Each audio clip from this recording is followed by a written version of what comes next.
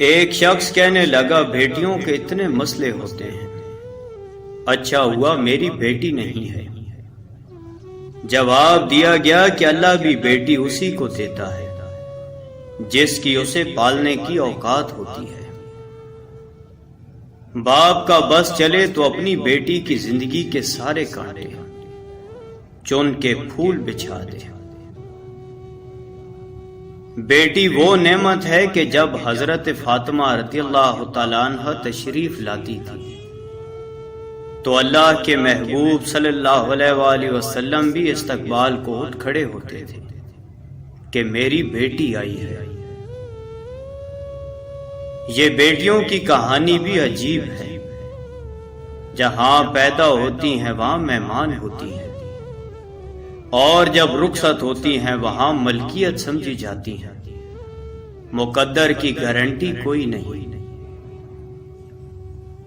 بیٹیاں پھولوں کی طرح ہوتی ہیں اور یہ پھول آپ کے گھر کی زینت ہیں۔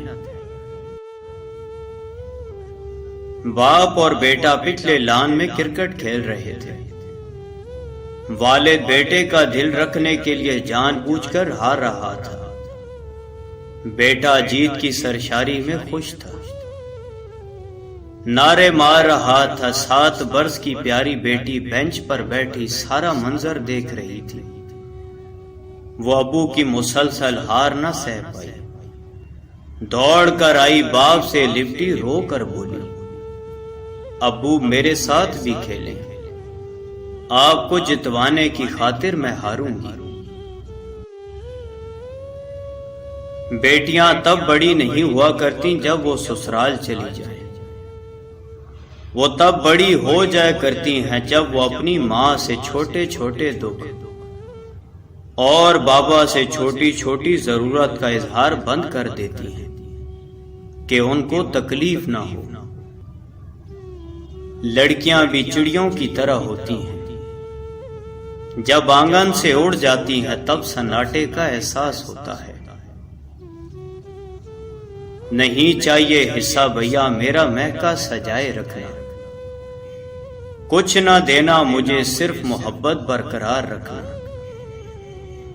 پاپا کے اس گھر میں میری یاد بسائے رکھنا، بچوں کے ذہنوں میں میرا مان برقرار رکھنا، بیٹی ہوں ہمیشہ اس گھر کی یہ اعزاز سجائے رکھنا۔ والدین اپنی بیٹی کو دنیا کی ہر چیز دیتے ہیں، صرف جو نہیں دے سکتے وہ ہے نصیب۔ اللہ سب بہنوں اور بیٹیوں کے نصیب اچھے کرے، آمین۔